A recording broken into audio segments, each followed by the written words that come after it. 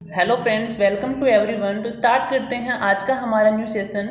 इतनी ठोकरें देने के लिए शुक्रिया ए ज़िंदगी, कि इतनी ठोकरें देने के लिए शुक्रिया ए ज़िंदगी, चलने का न सही संभलने का हुनर तो आ ही गया। तो इसी के साथ हम अपना सेशन स्टार्ट करते हैं, जिसमें हम जो इलिपैटिक डिस्क है उसका जो रिमेनिंग पार्ट रह गया है उसको आज कंप्लीट करेंगे।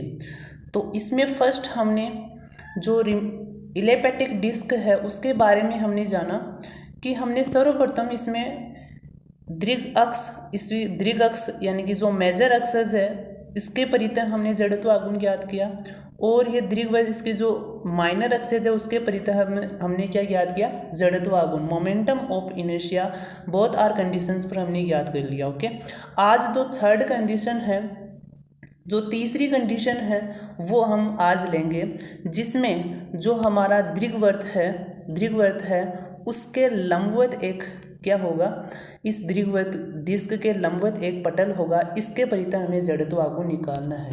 तो वही तरीका रहेगा हमारे पास। सबसे पहले हम क्या करते हैं इसमें, सबसे पहले हम यूनिट मास ऑफ एलिमेंट, अर्थात जो हमारा अब एलिमेंट है PQRS, ये वाला एलिमेंट है उसका हम यूनिट मास ऑफ एलिमेंट ना होकर हमारा इलिपैटिक डिस्क होगा। ओके, तो m upon pi A B, m upon में पाई ए बी, ये हमारा क्या हो गया, इलिपैटिक डिस्क का एक प्रकार से यूनिट मास हो गया। और जब मैं डेल एक्स डेल वाई से जब इसको मल्टीप्लाई कर देता हूँ, डेल एक्स डेल वाई क्या है, जो हमारा एलिमेंट है उसका क्षेत्रफल है, यदि मैं इस क्षेत्रफल से इस एरिया से यदि इसको मल्टीप्लाई कर देता हूँ तो मुझे जो हमारा एलिमेंट है उसका यूनिट मास प्राप्त हो जाता है। सेकेंड कंडीशन हम क्या करते हैं, रेखा या लाइन ON से एलिमेंट डिस्टेंस, अर्थात जो हमारी रेखा है ON, इससे हम इस एलिमेंट की डिस्टेंस निकालते हैं जो हमें आगे जो मोमेंटम ऑफ इनर्शिया निकालने के लिए आवश्यक होगी। वो कैसे होगी, जैसे ये हमारा क्या हो गया, एक इलिपैटिक डिस्क हो गया, यहाँ लेता हूँ मैं इसका माइनर एक्सेस, और ये हमारा एक पटल हो गया जिसके परितः हमें जड़त्व आघूर्ण निकालना है। ये हमारी क्या होगी, मेजर एक्सेस। यहाँ जब मैं एलिमेंट लेता हूँ तो ये डिस्टेंस कितनी हो जाएगी, ये डिस्टेंस हो जाएगी हमारे पास y, और ये डिस्टेंस कितनी हो जाएगी, x। तो पाइथागोरस प्रमेय के अकॉर्डिंग ये डिस्टेंस हम ज्ञात करते हैं कितनी हो जाएगी, √x² प्लस के y²। तो इसी से हमने डिस्टेंस निकालते हैं, और इस डिस्टेंस को मैंने यहाँ डिफाइन किया। और एलिमेंट mi अबाउट ON, अर्थात जो एलिमेंट का जो मोमेंटम ऑफ इनर्शिया है वो कितना हो जाएगा ON के परितः।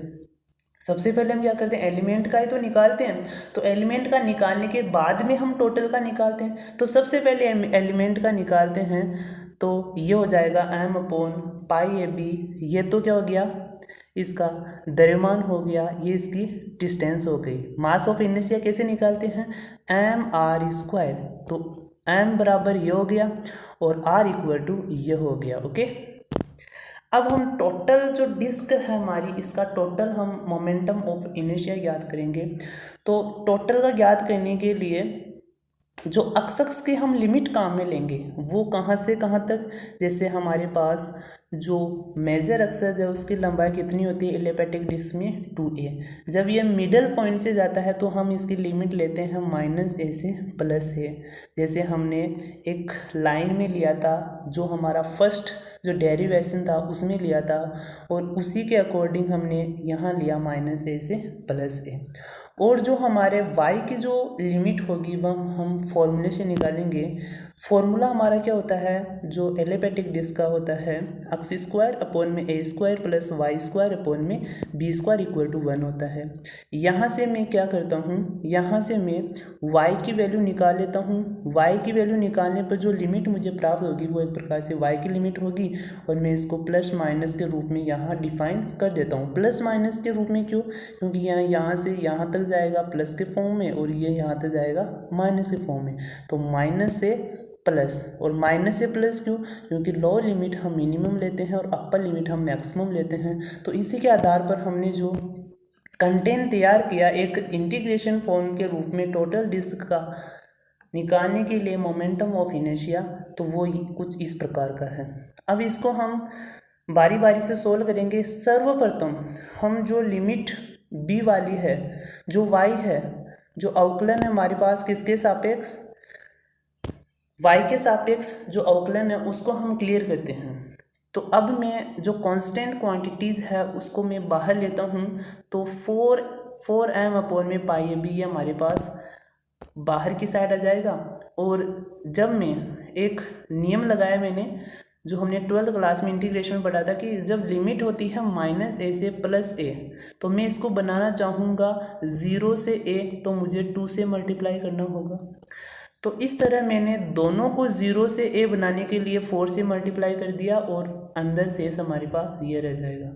अब मैं इसका इंटीग्रेशन करता हूँ y के सापेक्ष। y के सापेक्ष x square plus Y square का इंटीग्रेशन करता हूँ, तो x स्क्वायर और कांस्टेंट 1, तो 1 का हो जाएगा y, तो इसका integration x square y plus Y square का इंटीग्रेशन क्या हो जाएगा y³ 3। कैसे, इसका फॉर्मूला आता है n(n+1)n+1। ये किसका होता है, इंटीग्रेशन x⁴n का dx के सापेक्ष इंटीग्रेशन का फॉर्मूला होता है। तो इसी के साथ जब मैं लिमिट अप्लाई करता हूँ कि मैं जहाँ जहाँ y है वहाँ b/a√a² - x² रखता हूँ, और जब मैं दोनों लिमिट अप्लाई करता हूँ तो मेरे पास ये कंडीशन प्राप्त हो जाती है। क्योंकि 0 रखूँगा तो टोटल क्वांटिटी 0, तो इससे कोई मतलब नहीं रहेगा। तो x² b/ ये हमें फॉर्म में मिल जाती है, ये वाली। अब इसमें हम क्या करते हैं कि x जहाँ जहाँ है, इसको इजी बनाने के लिए x है वहाँ हम a sin थीटा प्रतिस्थापन विधि से सोल्व करेंगे। तो x = a sin थीटा, तो dx की वैल्यू निकालता हूँ तो ये कितना हो जाएगा a cos d थीटा। जहाँ x है वहाँ मैं a sin थीटा रखता हूँ और dx के स्थान पर मैं a cos थीटा रखता हूँ। जब इन वैल्यूज़ को मैं इस हमारे फॉर्मूले में इस हमारे स्टेप में पुट करता हूँ तो मुझे जो प्राप्त होगा इक्वेशन वो ये वाला प्राप्त हो जाएगा। ओके, तो 4m/पाई ए बी लिमिट हो जाएगी 0 से π/2। लिमिट हमारी 0 से π/2 कैसे होती है, जैसे हमने रखा कि x = a sin थीटा। अब मैं ये लिमिट रखता हूँ एक बार x के बराबर, तो मैं x के स्थान पर 0 रखता हूँ और इक्वल में है हमारे पास sin थीटा। अब ये a कांस्टेंट है, इधर जाएगा तो ये भी 0 हो जाएगा। अब हमारे पास 0 किसके इक्वल हो गया, साइन थीटा। और साइन थीटा 0 कब बनाता है, साइन 0 डिग्री पर। तो साइन 0 डिग्री पर यह बनाता है, तो ये हो जाएगा साइन से साइन कैंसिल, तो x बराबर हमारे पास क्या प्राप्त हो गया, 0। तो इसी तरह लिमिट, लो लिमिट तो कितनी होगी, 0। और अपर लिमिट कैसे ज्ञात करेंगे, x = अब रखेंगे a = a sine theta, a से a कैंसिल 1 साइन थीटा। अब 1 साइन थीटा कब लेता है, किस वैल्यू पर रखता है, तो ये वैल्यू पर रखता है π/2, अर्थात 90 डिग्री पर यहाँ 1 की वैल्यू निर्धारित करता है। तो इसकी अपर लिमिट हो जाएगी π/2। तो इस तरह हम लिमिट रखते हैं, चेंज करते हैं x टू एंगल के फॉर्म में लिमिट को चेंज करते हैं। अब इसको मल्टीप्लाई करते हैं, a cos थीटा को अंदर मल्टीप्लाई करते हैं, तो ये मेरे पास ये रिजल्ट प्राप्त होता है a² sin² theta cos theta plus b²/3 cos³ a theta. और जो हमारे पास कॉमन आ रहा है उसको हम बाहर ले लेते हैं, अर्थात a भी हमारे पास कॉमन आएगा और अंदर हमें शेष रह जाएगा a² sin² theta cos² theta plus b²/3 cos⁴ theta d theta. अब हम इसको क्या करेंगे, अब हम इसको अलग अलग करके सोल्व करेंगे। एक दूसरे फर्स्ट पर मैं लेता हूँ मैं आपको, जिसमें हमने अलग अलग करके इन दोनों को सोल्व किया है कि हमारे पास ये कंडीशन प्राप्त हो जाती है। अब मैं फर्स्ट कंडीशंस को लेता हूँ, इस वाली कंडीशंस को लेता हूँ और किसके सापेक्ष करूँगा, थीटा के सापेक्ष। तो फर्स्ट वाली कंडीशंस को लेता हूँ तो हमारे पास एक फॉर्मूला होता है 0 से π/2 sin⁴m cos⁴n theta d theta बराबर क्या होता है, Γ m+1/2 gamma N plus 1 upon 2 upon में 2 gamma M plus N plus 2 upon में 2, ये हमारे पास इसका फॉर्मूला होता है। और एम और एन साइन और कोसेस की जो पावर है वो हम काम में लेंगे। तो इस हमारे क्वेश्चंस में एम इक्वल टू कितना है 2 और एन इक्वल टू कितना है 2, तो जहाँ जहाँ इस फॉर्मूले में एम एन है वहाँ 2 रखेंगे।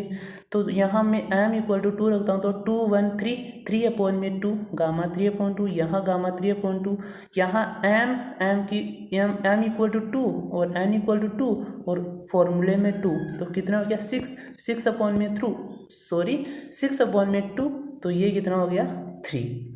तो इस तरह हम इसका सॉल्यूशन करते हैं। अब मैं इसकी वैल्यू निकालना बताता हूँ।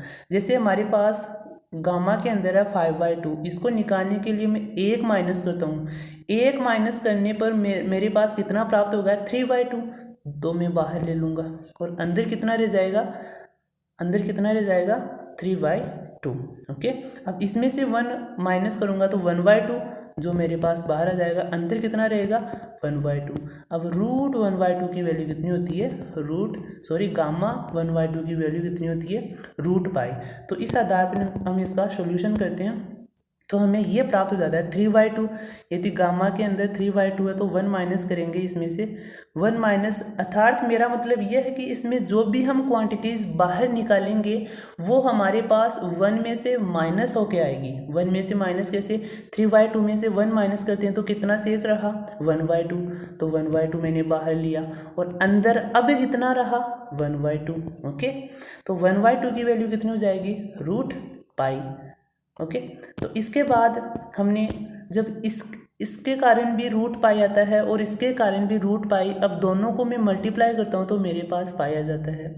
इसके साथ 1/2 आता है, इसके साथ 1/2 आता है, दोनों को मल्टीप्लाई के रूप में मैंने लिखा 1/2। और नीचे इसी प्रकार गामा 3 है, इसको मैं माइनस करके कितना निकालता हूँ, 3 में से माइनस करता हूँ, तो माइनस करने के बाद हमें क्वांटिटीज़ कितनी मिलती है 2, तो इसको मैं बाहर लेता हूँ, तो गामा 1, और गामा 1 की वैल्यू कितनी होती है 1, तो 2 लगा देता हूँ और यहाँ 2 लिखता हूँ, तो मेरे पास इसकी वैल्यू प्राप्त हो जाती है π/16 × a²। अब हमारा ये फर्स्ट हो गया, फर्स्ट पार्ट ये हो गया। अब सेकंड पार्ट लेते हैं ये वाला। इसको हम कैसे करते हैं कि b²/3 कांस्टेंट है 0 से π/2 cos की पावर 4 थीटा, साइन की पावर मैंने मान ली 0, क्योंकि साइन उसमें था ही नहीं, तो पावर दिखवाने के लिए यानी कि फॉर्मूले के अकॉर्डिंग एक्सचेंज करने के लिए हमने साइन की पावर 0 लगाई है। तो अब हम लिखते हैं कि इसकी m कितनी हो जाएगी 0, n कितनी हो जाएगी 4, तो m 0 तो 1/2, ये गामा 1/2, और 4 + 1 5 अपॉन में 2, फॉर्मूले के अकॉर्डिंग है ना, m + n अपॉन में 2 गामा और गामा n + 1 अपॉन में 2। इसी के आधार पर हमने इसका सोल्व किया है। और जो हमारा डिनोमीटर है उसमें क्या होता है कि गामा m + n + 2 अपॉन में 2, जो कि मेरे पास ये प्राप्त हो जाता है। उसी प्रकार हम इसको सोल्व करेंगे और √π कितना हो जाएगा पाई, और हमारे पास सॉल्यूशन कितना हो जाएगा πb²/16। अब मैं इन दोनों वैल्यूज़ को जब हमारे इंटीग्रेशंस के सामने रखता हूँ, फर्स्ट में यहाँ रखता हूँ दोनों वैल्यूज़ को, इसकी वैल्यू हमने πa²/16 निकाली, इसकी वैल्यू πb²/16, दोनों को ऐड करता हूँ, पाई इसमें कॉमन लेकर कैंसिल हो जाएगा बाहर। ओके, और 4 यानी कि 16 भी इसमें कॉमन आ जाएगा और 4 से कैंसिल हो जाएगा 4 हो जाएगा, और m ये हो जाएगा a² + के b², क्योंकि π/16 तो हमने कॉमन ले लिया, अंदर बचा a² + b² और बाहर ओनली फॉर m है। तो इस तरह हम इसका मोमेंटम ऑफ इनर्शिया ज्ञात करते हैं। आई होप कि ये आपको अच्छे से समझ में आया होगा कि जो फॉर्मूला हमने बताया कि रूट इंटीग्रेशन 0 से π/2 साइन की power n theta plus sign की पावर n थीटा, ये बहुत इजी फॉर्मूला है। इसके कारण बहुत से क्वेश्चंस एक प्रकार से इजी टाइप से हो जाते हैं। तो मिलते हैं हमारे नेक्स्ट सेशन में। Thank you for take care.